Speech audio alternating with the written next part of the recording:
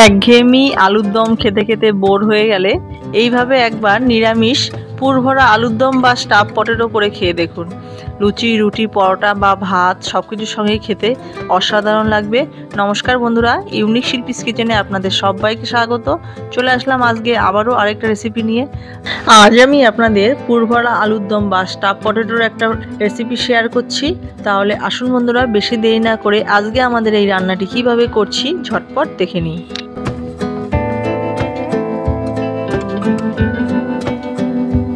রান্নাটি করার জন্য দেখুন বন্ধুরা, এখানে আমি 10 থেকে 12 পিস আলু নিয়ে নিয়েছি ছোট সাইজের।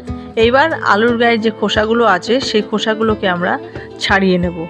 তো বন্ধুরা, আমার ভিডিওটা যদি আপনাদের একটুও ভালো লেগে থাকে তাহলে একটা লাইক করে, কমেন্ট করে, সাবস্ক্রাইব করে পাশে থাকবেন আর স্কিপ না করে পুরো ভিডিওটা দেখবেন। আশা করছি আপনাদের ভালোই লাগবে। তো দেখুন বন্ধুরা, সবকটি আলুর খোসা আমি সুন্দরভাবে ছাড়িয়ে নিয়েছি এবং ধুয়েও নিয়েছি। এবার একটা পিলারের সাহায্যে আলুর মাঝখান থেকে আমরা একটু গর্ত মতো করে নেব, যাতে পুরটা ভালো করে ভরতে পারি। আপনারা চাইলে ছোট চামচ দিয়েও করতে পারেন। তো আমি এই পিলার দিয়ে আলুটাকে একটু মাঝখানে দেখুন ফাঁকা করে নিচ্ছি। তো কিছুটা আলু বার করে নিয়েছি। এই আলুর ভেতরে আমরা পুর ভরবো। তো দেখুন, একটা আলু ভালো করে বার করে নিয়েছি। এভাবে এক এক করে সবকটি আলু ভেতর থেকে একটু করে বার করে একটু জায়গা করে নেব, যাতে পুরটা ভালোভাবে ভরতে পারি। তো দেখুন, সবকটি আলু সুন্দরভাবে বার করে নিয়েছি ভেতর থেকে। এইবার এর ভেতরে আমরা পুর ভরে নেব। তো তার আগে আমরা এই আলুর মধ্যে সামান্য একটু লবণ আর একটু হলুদ দিয়ে মাখিয়ে রেখে দিচ্ছি 10 মিনিটের জন্য। তারপরে আমরা আলুগুলোকে একটু ফ্রাই করে নেব।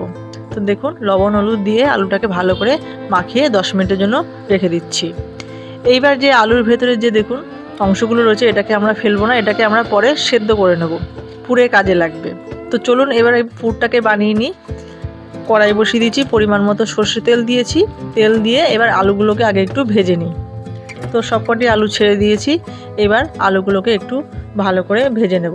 তো আলুগুলো এখানে আমরা 70 থেকে 80% ভেজে নেব। গ্যাসের ফ্লেমটাকে লো মিডিয়াম করে নিয়ে আলুটাকে আমরা কিন্তু খুব ভালো করে ঢেকে ঢেকে ভেজে নেব। তো দেখুন, একটু নাড়াচাড়া করে নিলাম এপিট এপিট করে।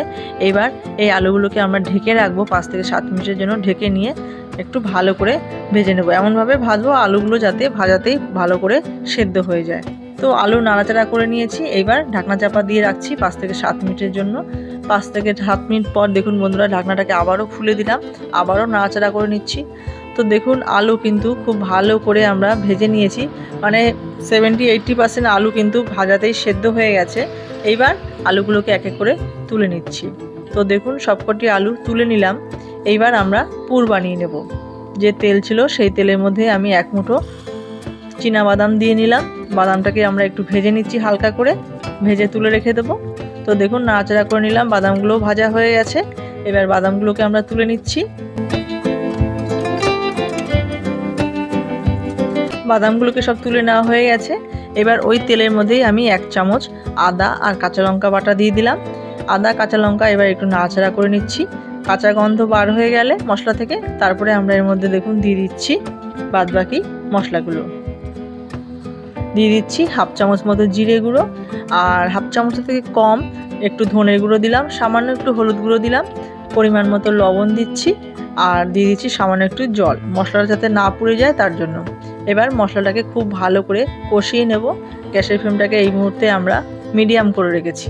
ভালো করে নাড়াচাড়া করে নিয়ে মশলাটাকে কষিয়ে নিচ্ছি। দেখুন বন্ধুরা, কষানো হয়ে গেছে। এবার এখানে আমরা যে আলুটাকে রেখেছিলাম সেই আলুটাকে সেদ্ধ করেছি, তার সঙ্গে আরও 2টো আলু আমি দিয়ে দিয়েছিলাম। মোট 3টে আলু আমি এর মধ্যে দিয়েছি, ভালো করে সেদ্ধ করে নিয়েছি। আর এখানে আমি 250 গ্রাম মতো পনির দিয়েছি। পনিরটাকে গ্রেট করে নিয়েছি, আপনারা চাইলে ছানাও দিতে পারেন। তো আলু আর পনির এবার এই মশলার সঙ্গে ভালো করে 5 থেকে 6 মিনিটের জন্য নাড়াচাড়া করে নিয়ে কষিয়ে নেব। খুব বেশিক্ষণ কষানোর দরকার নেই, 5 থেকে 6 মিনিট কষালেই হয়ে যাবে। তো দেখুন বন্ধুরা, ভালো করে মিশিয়ে নিয়েছি। আলু পনির কিন্তু খুব সুন্দরভাবে মিশে গেছে। এবার স্বাদের ব্যালেন্সের জন্য একটু চিনি দিচ্ছি, আর যে চীনাবাদামগুলো ভেজে রেখেছিলাম সেই বাদামের মধ্যে অ্যাড করে দিলাম, আর দিয়ে দিলাম কয়েকটা কিশমিশ কুচিয়ে, আর দিয়ে দিচ্ছি 1 মুঠো ধনেপাতা। এবার সব কিছু দিয়ে ভালো করে পুরটাকে নাড়াচাড়া করে নিয়ে মিশিয়ে নেব। তো এই পুরটা হতে কিন্তু খুব একটা সময় লাগে না। মশলাটা কষিয়ে নেওয়ার পর 5 থেকে 6 মিনিট নাড়াচাড়া করলেই কিন্তু এই আলুর পুরটা রেডি হয়ে যায়। তো দেখুন পুরটা কিন্তু রেডি হয়ে গেছে, খেতে কিন্তু দারুণ হয়েছে। এই পুরটা কিন্তু আপনারা এমনিও খেতে পারেন, বেশ ভালো লাগে খেতে। এইবার আলু আর পুর এদিকে ঠান্ডা হতে থাকুক, আর এদিকে আমরা একটা মশলা করে নিই। দেখুন বন্ধুরা, এখানে 7 থেকে 8টা কাজু বাদাম আর 1 চামচ পোস্ত নিয়ে নিয়েছি। এইগুলোকে এবার বেটে নেব ভালো করে। আর এদিকে দেখুন আলু আর পুর দুটোই ঠান্ডা হয়ে গেছে। এইবার আলুর ভেতরে আমরা অল্প অল্প করে পুরগুলোকে ভরে দিচ্ছি। তো দেখুন হালকা করে চেপে চেপে আলুর ভেতরে পুর ভরে দিচ্ছি। খুব বেশি চাপার দরকার নেই, হালকা করে চেপে পুর ভরে নিলেই হয়ে যাবে। তো একটা আলুর মধ্যে পুর ভরে নিয়েছি। এভাবে এক এক করে সবকটি আলুর মধ্যে সুন্দরভাবে পুরগুলোকে ভরে নেব।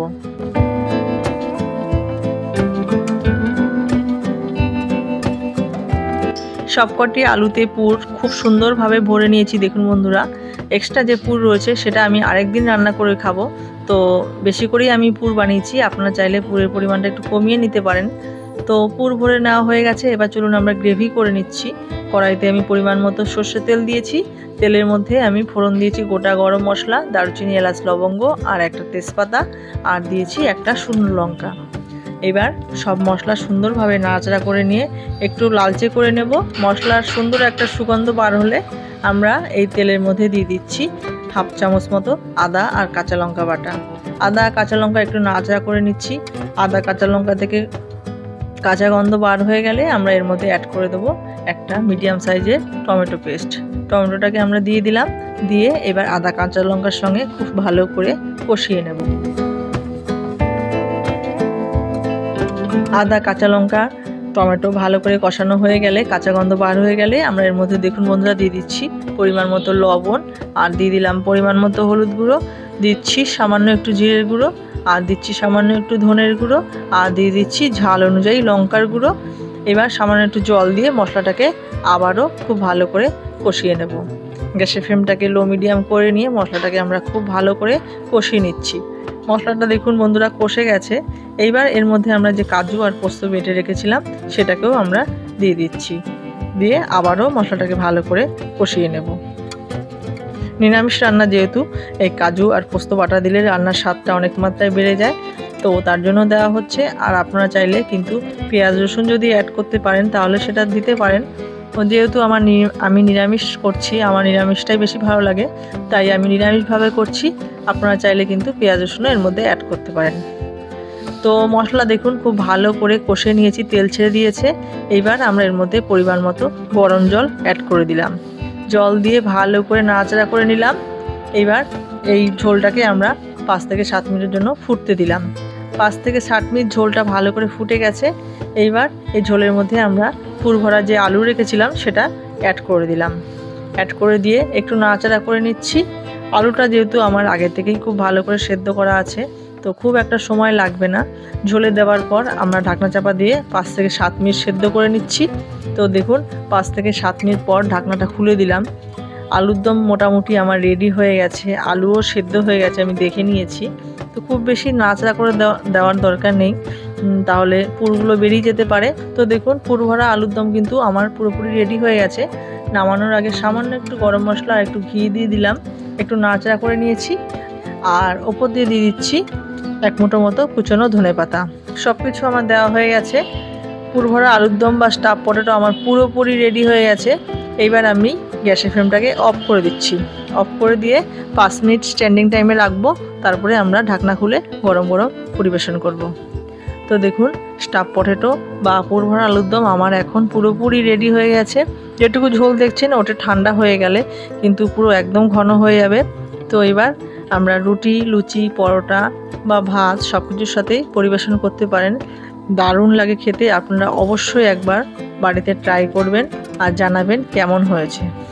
তাহলে বন্ধুরা, আজকে আমাদের স্টাফ পটেটো বা পুর ভরা আলুর দমের এই রেসিপিটি কেমন হয়েছে আপনারা কমেন্ট করে জানাবেন। রেসিপিটি যদি একটুও ভালো লাগে লাইক, কমেন্ট, শেয়ার করে সাবস্ক্রাইব করে পাশে থাকবেন।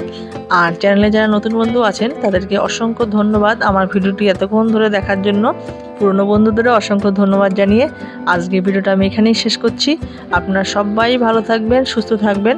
দেখা হচ্ছে পরবর্তী কোনো রেসিপি নিয়ে। ধন্যবাদ।